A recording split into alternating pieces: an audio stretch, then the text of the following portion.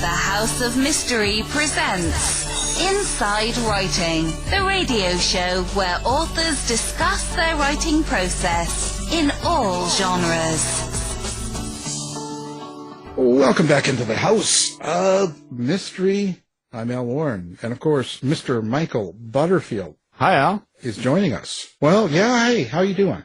I'm doing well. I'm glad to be here today. Yeah, another bright, beautiful day. And a great interview lined up. Yeah, a great interview. We have one of the best of the true crime nonfiction writers, I think, going. Definitely. Someone that actually does the research, gets in there, and does a great book. And I don't say that lightly. There's only a few that I say that about. So now today, we are going to be talking Waco. And it's the name of the new book from Jeff Guinn. So thank you for being here, Jeff. It's a pleasure, guys. Jeff, how did you get involved in the Waco story enough to where you actually wanted to write about it? Well, I wanted to write about it back in 1993 when it was all going on. I was working for the Fort Worth Star-Telegram then, but I was away on another assignment, working as a migrant worker down in the valley. So the way I learned about what was going on at Mount Carmel was the same way a lot of other people did. You know, at night I'd watch on TV, CNN or whatever, to see what was going on, and kept wondering, well, when's it going to be over? What's happening? Why is it dragging out? I always felt like the story had never really been completely told. There were a lot of aspects of it I wondered about, no one ever seemed to get into. And then January 6, 2021, with the assault on the Capitol, and some of the leaders of that assault, their websites proudly proclaim Waco got them involved in militias and preparation to fight the government. And it seemed to me that it might be useful to have a book that tried to get all the facts about what happened at Mount Carmel and maybe see how that tied into things happening today. Yeah, I don't think a lot of people realize how connected all of that is. Definitely. Right from that to the Oklahoma bombing. There's so much involved here. How was it for you to go back and actually interview with people that were part of the Koresh, let's say, movement? Well, one of the things I always try to do when I write these books is there's one or two go-to sources that everybody wants to interview. And I like to kind of poke around and see if I can find people who haven't talked before. We were able to do some of that, not just with surviving Branch Davidians, but the actual agents from ATF who participated in the initial operation had all been ordered not to talk about it all these years. They never had a chance to explain their side of it. The FBI, as we all know, is notoriously cooperative, wanting to go into great detail about any mistakes they might have made or why they did what they did. But we were able to find a source who actually served as the on-site scribe, having to keep track of everything that was being done. And he cooperated. So for me, as well as hopefully for the readers of the book, you're hearing from 50 or 60 people who were intricately involved and never had spoken on the record before. So hopefully that means there's a lot of fresh information. What was that like, trying to convince people to talk to you? I know that can be difficult sometimes, especially the bigger the case is. One of the things that I've always found works for me, and I need to stress I don't claim the way I do things is the way everyone else should. You can't just call somebody up cold and say, hey, yeah, you've never talked about this and it's critical, so I'm going to knock on your door at 8 tomorrow morning and you need to tell me everything. I actually try to get in touch with people and communicate with them, for weeks or even months ahead of the time I come see them in person.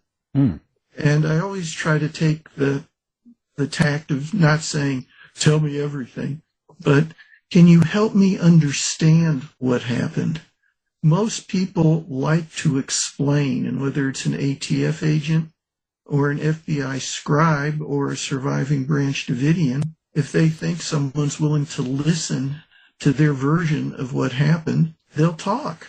It's just a matter of being patient and listening and not just slamming them with questions. You said that there were aspects of the story that are often overlooked. What are some of those aspects? We have never really had any input into the ATF, not just how they originally became involved, but how the whole idea of dynamic entry at Mount Carmel came about. The 76 agents who were on the ground involved in that operation, never had really talked on the record except for some congressional testimony that was very stilted. Certainly, we didn't know much about the FBI and the fact that their tactical and negotiating teams were just clashing the whole time during the siege until the negotiators finally won out.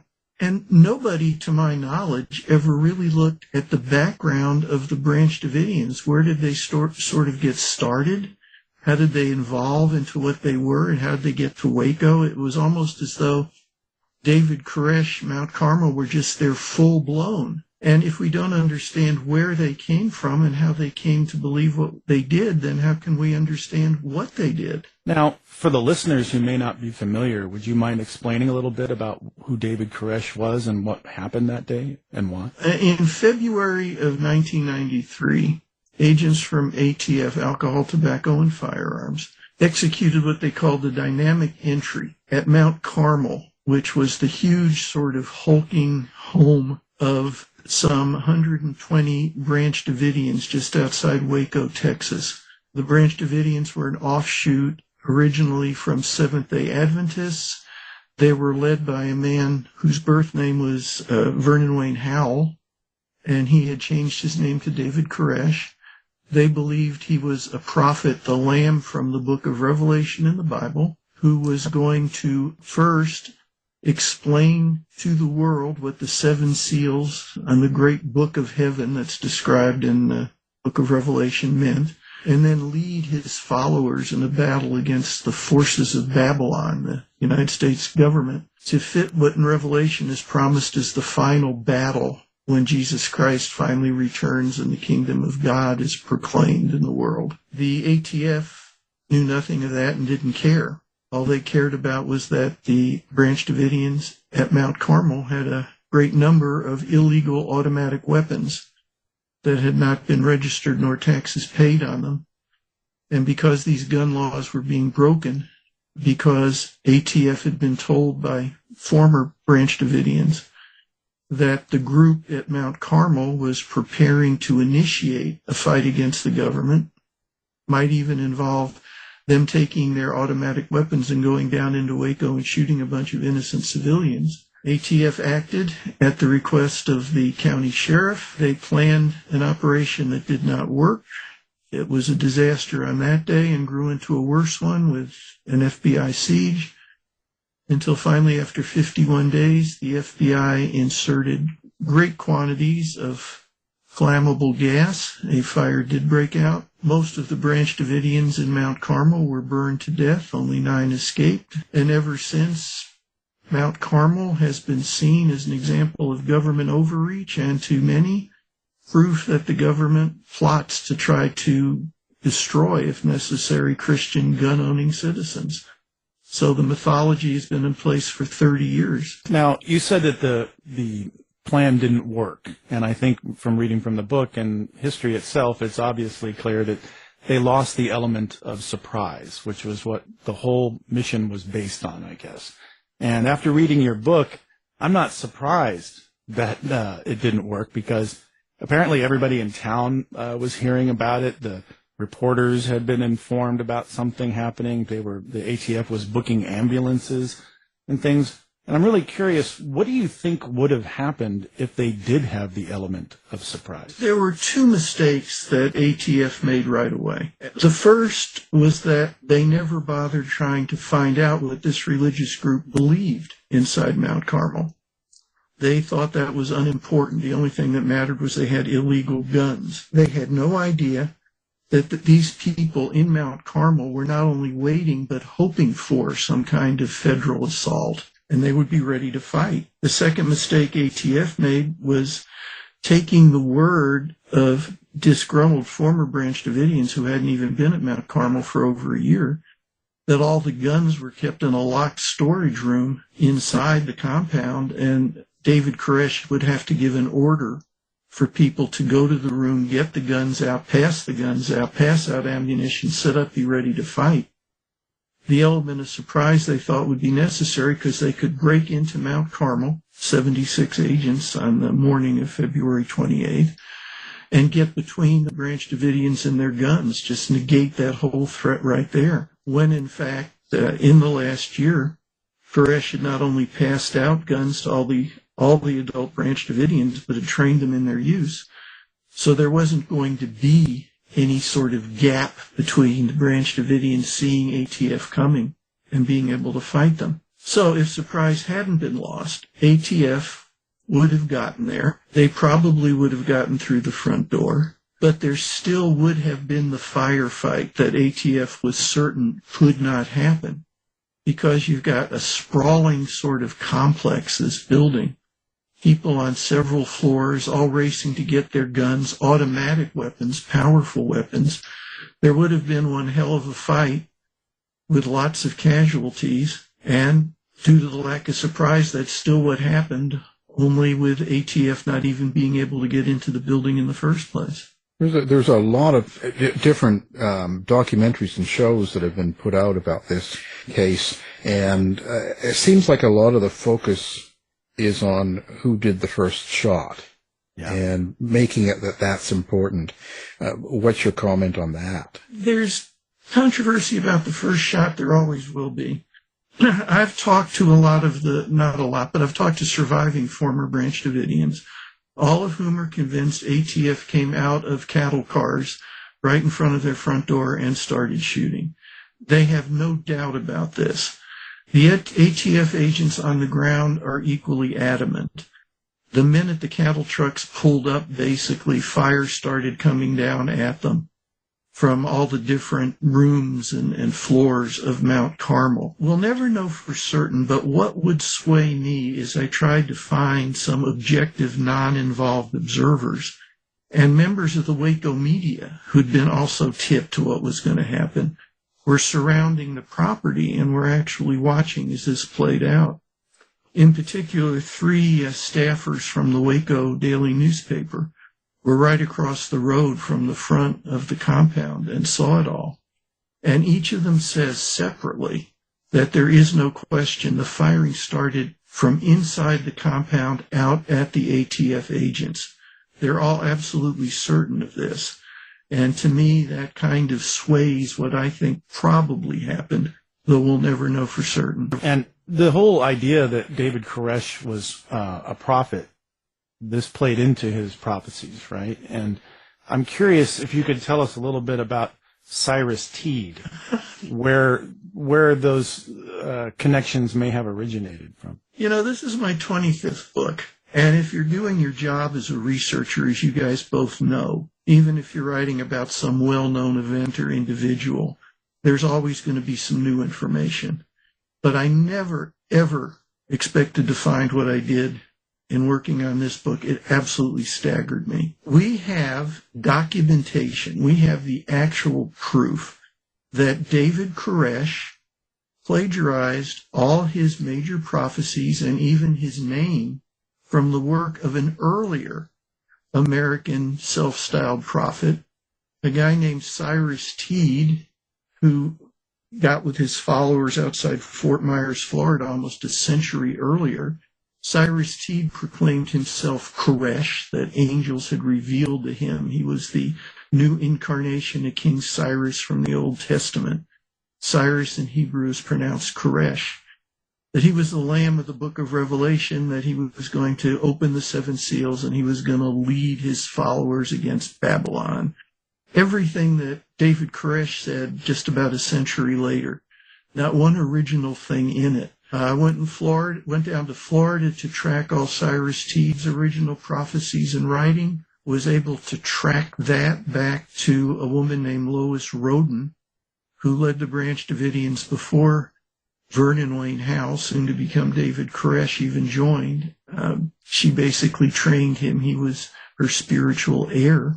And we even found the book at the public library, Teed's Prophecies, the first Koresh, word for word what the second Koresh was preaching to his followers. David Koresh's enthusiasm and zeal, I think, were probably genuine.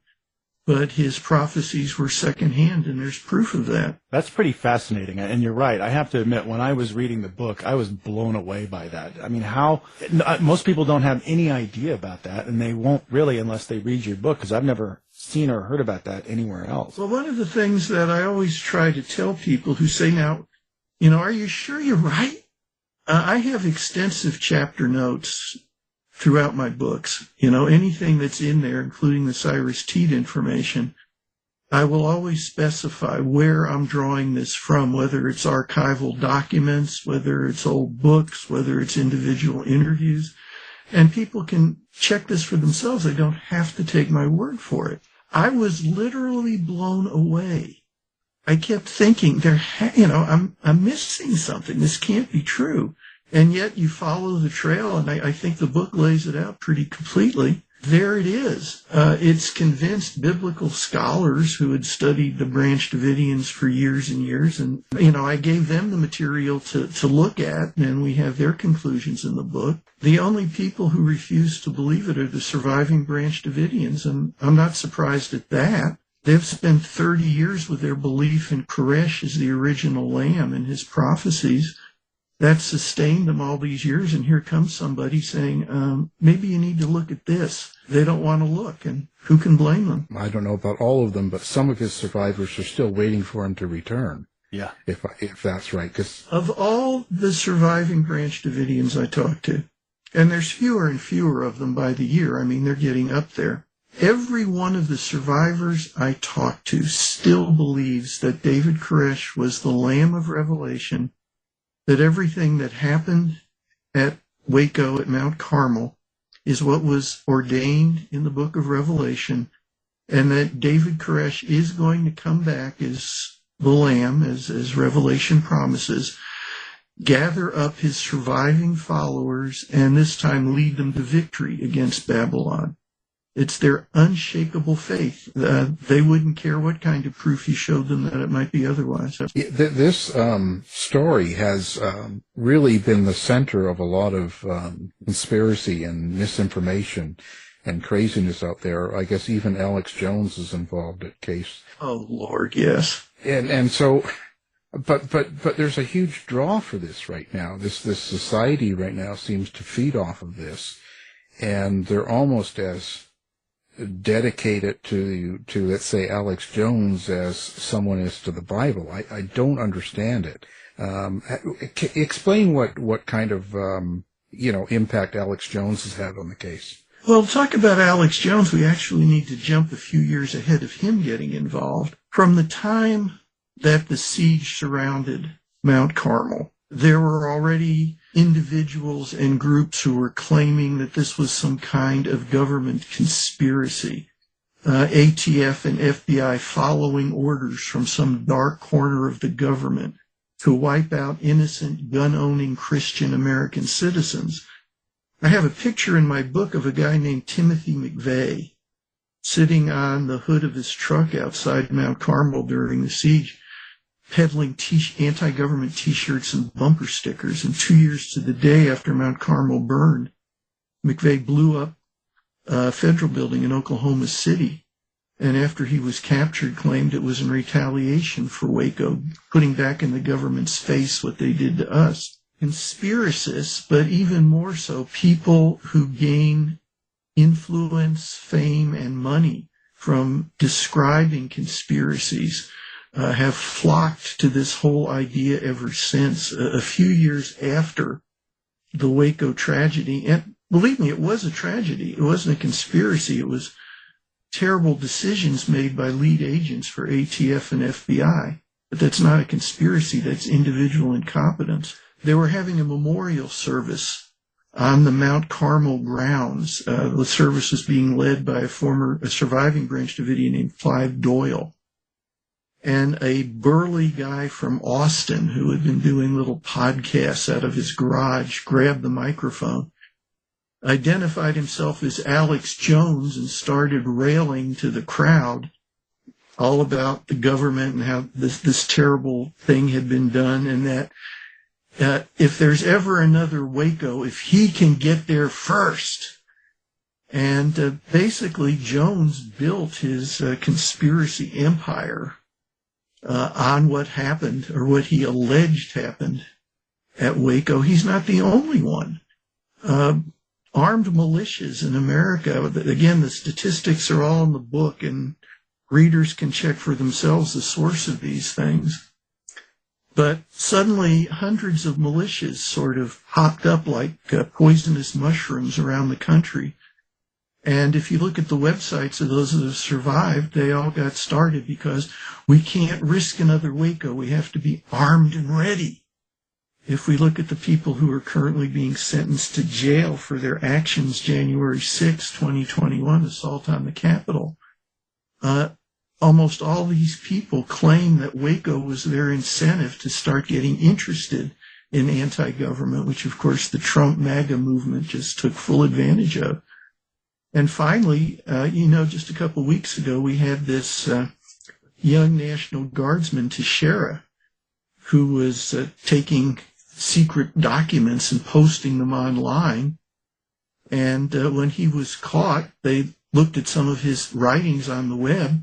And this is a kid who wasn't even born until 10 years after Mount Carmel. And yet he's citing what happened there as his reason to mistrust the government. So Waco has this long, terrible tale, and it's people like Alex Jones that are responsible for that. And I think it's important to note that, Waco came on the heels of Ruby Ridge, which was another awful tragedy. But unlike that, Waco was televised. And so those government mistakes were seen by everybody for 51 days? I'm curious to know what you think about the fact that, all these years later, people are still inspired by this, and they're still using it as their justification for what they're doing.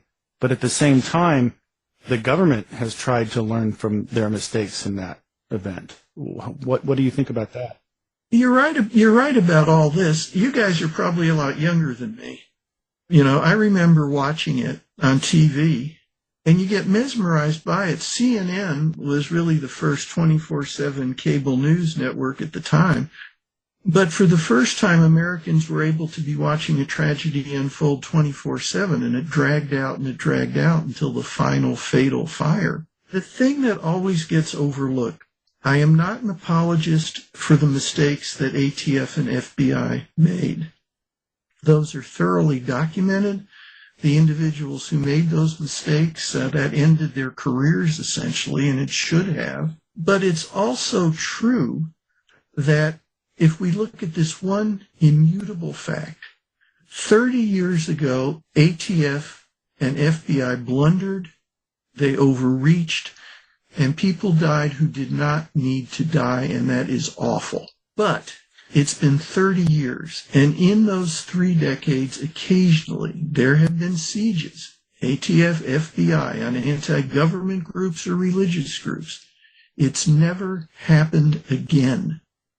The FBI and ATF learned at horrible cost of human life in Waco in 1993 to be more restrained and to let events play out and to try better to understand why the people being besieged were doing what they were doing.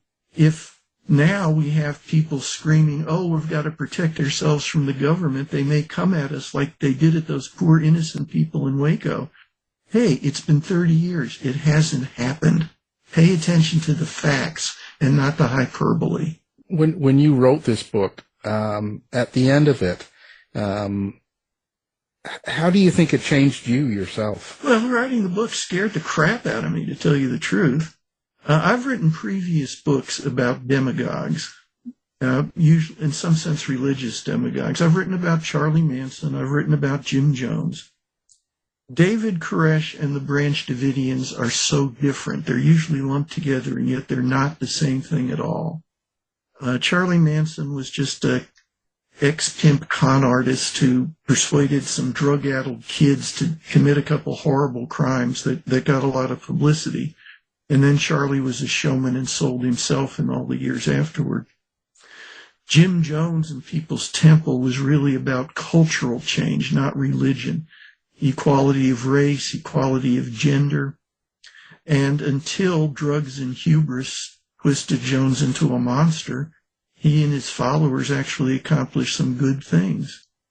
David Koresh and the Branch Davidians believed they were doing what God wanted. They were biblical literalists who put really terrible connotations into their interpretations of Scripture, or at least Koresh did that, and his followers chose to believe it. They were doing what they thought God wanted, and that is frightening as hell. And because of that, they are seen by many as Christian martyrs. Religion, in any form, if taken to extremes, can literally go beyond the pale not just of law but of decency. Koresh's followers believed that he had the heavenly mandate to do such things as commit polygamy with any women who were part of the Branch Davidian circle at Mount Carmel. They believed it was his God-given right to have sex with little girls as young as 12, and in the book we even have proof that he had sexual contact with little ones as young as 10. Freedom of religion is one thing, and we all believe in it, but at some point you have to draw the line. For me, it's raping children. And I was going to ask you, too, a friend of mine and I were discussing your books yesterday, and he brought up a great point about your book about Manson, which is that, you know, you really cut him down to size. You really shrank him down to I guess you could say, a more realistic portrait other than the caricatures, what we've seen. And I have to say, I think you really did the same thing with David Koresh. What do you think is the main difference between the way he's portrayed in the media or even by his followers and the facts that you came upon? We know that David Koresh was a plagiarist. It may have been, and in the book we give this side of it too, that he didn't know he was. He was learning his trade from Lois Roden, who preceded him as a leader of the Branch Davidians, and she had been stealing ideas from Cyrus Teague for years before Vernon Wayne Howell showed up there. The problem is followers who have basically based their lives for so many years on believing what a demagogue has told them, is they get in so far, they can't just sort of step back and say, you know, I was wrong, I've been taken advantage of. Koresh, if we give him leeway at all, may have talked himself into thinking he was the lamb of the book of Revelation. But that doesn't forgive the fact that he, like every other demagogue before him, be they religious demagogues or political demagogues, immediately began adding more goodies for himself or herself at the expense of followers. In Mount Carmel, you weren't allowed to smoke. David Koresh smoked because the Bible said he could. At Mount Carmel, there's very little electricity. In the middle of the torrid Waco summers, no air conditioning, except in David Koresh's room where there's a window unit. None of the men at Mount Carmel can have sex. David Koresh says this helps them concentrate more on worshiping God, yet David Koresh had serial sex with their wives and daughters. No demagogue ultimately can resist taking some extra things for himself or herself, and that's true in religion and it's true in politics. And religion and politics really are rife for demagoguery, and we've had that throughout American history. We have religious leaders like Koresh saying, you know, if you don't do exactly what I say, you're going to hell. Then you get politicians. If you don't vote for me, America's doomed. We're a nation that too often embraces demagogues. And that's a good point to touch on, too, with Manson. What do you think the difference was between the public image of him or his caricature and what you came across? Because you really did a great job of digging into his life. Charlie Manson, one of the mistakes we make about people, I think, generally, is that if they aren't educated, we think they're stupid. Mm-hmm. Charlie was a mean, nasty SOB. He was only interested in himself, but that man understood how to con people. His favorite description of himself was man of 1,000 hats. He said he could act one way with one person, turn around and be someone completely different to a second person, and so forth. He used his trial for the Tate LaBianca murders basically to present himself as this irresistibly interesting character to America, and he carried that on in all the years he was incarcerated right up to his death. Every few years you'd have Charlie going nuts at a parole hearing or granting an interview and then saying something outrageous. The last couple of years of his life, there was some very young female follower, and Charlie had followers to the end, who claimed that they were engaged and she was going to marry him. That's right, yeah. I remember being called by some interviewer when that story broke and said, "What would you say to this young lady who thinks she's marrying Charlie Manson?" And I said, "Well, you might want to tell her she shouldn't go register at Kmart or Walmart quite yet, because Charlie never follows through." He knew how to play the media, which in of itself is playing the public. And Koresh, if he hadn't died horribly, I think would have had some of that same ability. He would have started, quoting scripture here and there just so sincerely. He would have said colorful, interesting things, and there would have been more stories and more stories. Manson wanted to be famous. That was his goal. And David Koresh, Vernon Wayne Howell, high school dropout, somebody who by secular standards wasn't qualified to lead a one-man parade, wanted to be recognized as the greatest prophet, the greatest God-touched thing, living entity ever on earth, and that would include Jesus and all the biblical prophets before him. And you said that Manson talked about being a man with 1,000 hats. He could play, to everyone. I was fascinated by his reliance on the book How to Win Friends and Influence People by Dale Carnegie. It seems to have worked for him, not necessarily for good, but...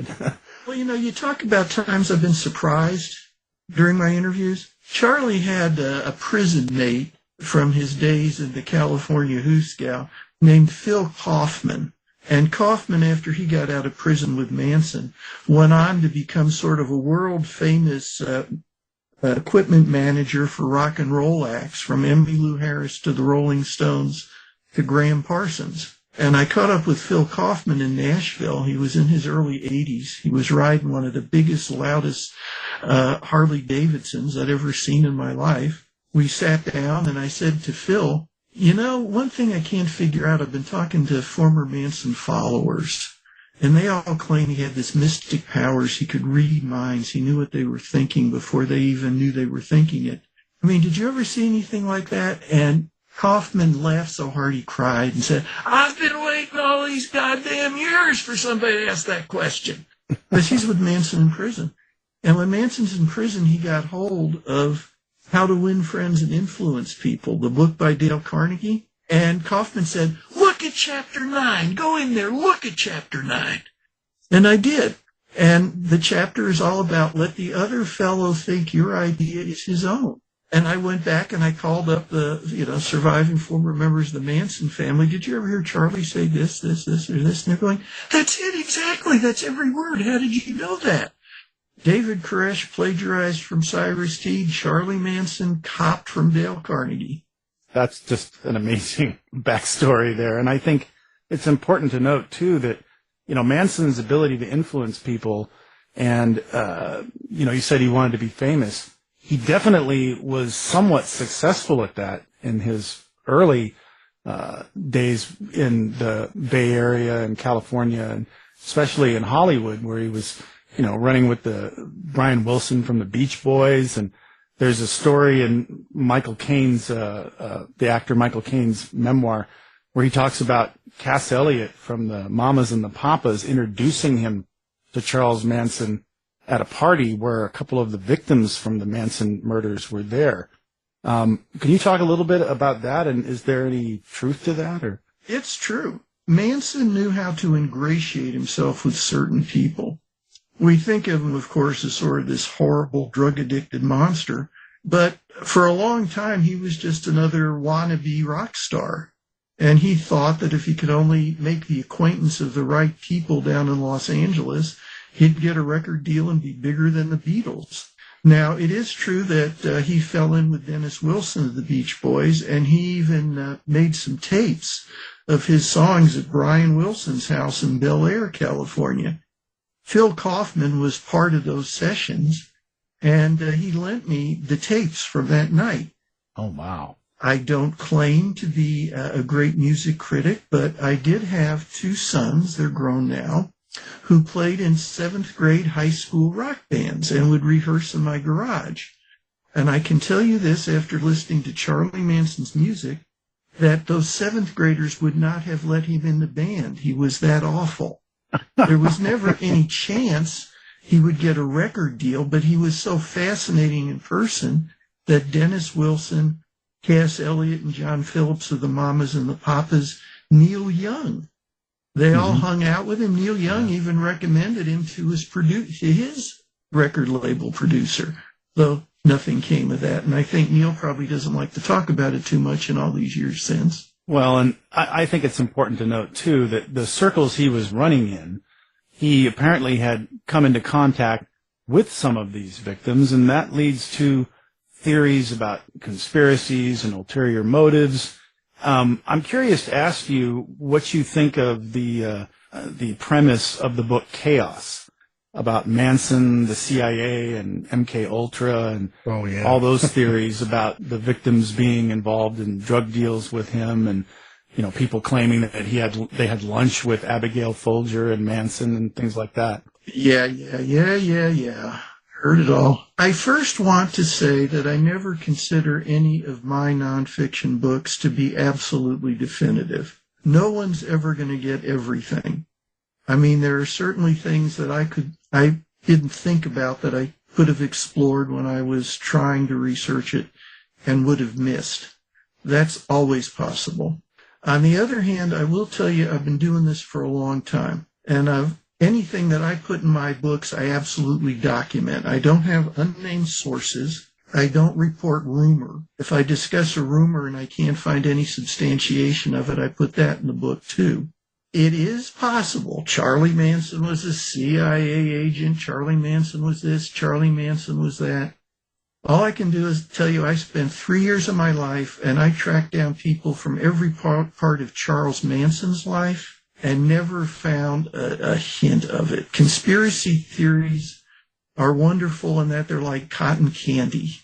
They look good. They might taste yummy, but then they leave an awful aftertaste, and it's like they were never there. So maybe the book Chaos was just brilliant research, and I missed everything that was in it. I don't think so. It's possible. Well, I was especially interested in asking you about that because I had read an article where you were talking about an early book signing event or something like that, where a homeless man in the audience jumped up and said, "Why don't you tell them the truth that Manson was a spy for the CIA?"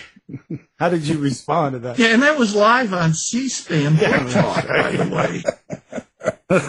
It's kind of hard to know how to respond to that. But that just shows the power of myths, made-up stories, conspiracy theories. The truth is always much more interesting. And ask yourselves this, whether it's Charlie Manson or what happened at Mount Carmel. If there's some vast government conspiracy, how could so many years go by in an era now where we can we can check all kinds of documents, where everything's documented? Somebody somewhere wouldn't have let some part of that slip or be overcome by conscience. It's not there. But the more we let people get out there and sell it, the conspiracy mongers, freedom of speech is great. I believe in it, obviously. But freedom of speech also at least tries to factor in the belief that common sense will be used. And there's lots of people who abandon common sense because they just want to believe in something that sounds kicky. Common sense is not so common. Yeah. Yeah, less and less common. Yeah. Well, and that brings up, are you worried about any sort of conspiratorial backlash from your book and doing a promo in a sense? Because, there's going to be a lot of people that are going to think that you're a shill or you're on the government side, right? I mean, I get accused of that, so. What's interesting usually in my books is I'm being accused of being a shill for both sides. Yeah. For instance, in this book, I've had people accuse me of being part of the government conspiracy, and I've also been accused of being an apologist for the Branch Davidians. that usually makes me think, well, at least I'm kind of doing it down the middle. I don't, in my books themselves, I do not take sides. My job is not to tell the reader this is what you must think. My job is to find the facts, particularly the facts that haven't been presented before. Put them out there along with some kind of listing of exactly where I got everything so that readers just don't have to take my word. They can look for themselves. And then I'm hoping after seeing all these things, after weighing facts as opposed to hyperbole from people who are getting rich by trying to convince folks of conspiracy theories, make up your mind based on facts. That's all. Yeah, I don't have a whole lot of faith in that these days, but, go for it. What is it at the end of the day? But someone picks up the book, reads it, takes it home, all that. And what is it you want them to take away? Are you trying to get a point across to them? There's two things that I hope people get from the book, really. This is the third major book I've written about a demagogue who's gotten quite famous and whose actions have reverberated in history.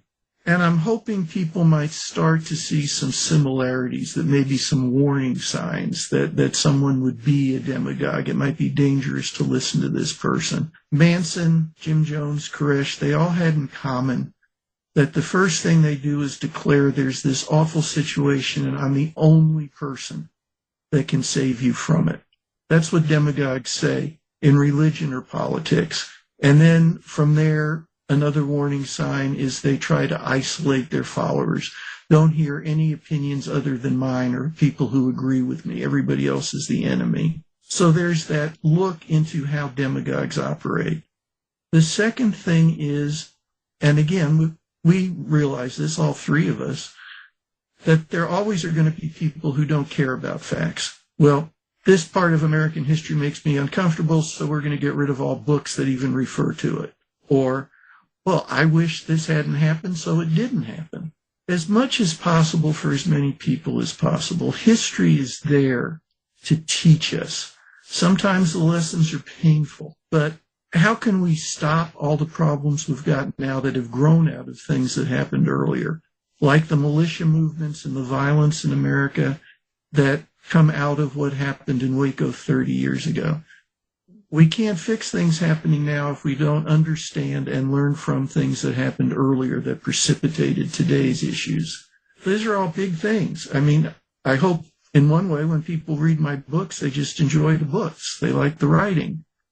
But most of all, I hope maybe they'll find some things in it that will be useful to them as they try to think through history and what we can learn from it. So what do you got planned next? What big project after this? Well, there's a movie that's coming up based on a book of mine that I am going to be getting involved with, and so that'll be taking up a little time. Then after that, I've got a couple different ideas. Maybe you guys can give me some encouragement one way or the other. I'd like to take a look at the whole militia movement and some of the atrocities since. How did that grow out of Waco? How did we get from 1993 to now? Whether it's following a militia group, a couple individuals who got caught up in it. Don't you think that might be interesting to take a look at how it progressed? Oh, yeah. Especially, I was thinking earlier when you were talking about Waco, about the Bundy Ranch standoff and the bird sanctuary standoff and how those things played out on television as well. That might work, and I'm also thinking about maybe it's time to take a look at one of the big lead conspiracy theorists. Let's just see where this person's really coming from, and as much about them as we can find out. I'd vote for all of those. Yeah. Well, I don't want to mention names, but I've got somebody in mind. Yeah, I could imagine, Well, that's great. Now, before we wrap up, do you have like a website or places that you like to interact with readers or fans, or how do people get a hold of you? Well, I'm really social media primitive. I am on Facebook, and if a reader sends me a message, I always will try to respond within 24 hours, unless it's threatening me or calling me names. And I can always be contacted through my publisher as well. Well, fantastic. Of course, we'll have all that up, and we'll have the book, of course, and everything needed, so people can find it with one click. So it's been a very, very informative show. Great writer. Thank you for being here, Jeff Guinn. You guys do a great job. I really feel honored that you were willing to have me as a guest. Oh, we loved having you, believe me. You've been listening to the House of Mystery radio show. To find out more about our guests, hosts, or shows, go to www.houseofmystery.com. Show's over for now. Was it as good for you as it was for me? Yeah. Good night. This has been a production of Something Weird Media. I'll be back.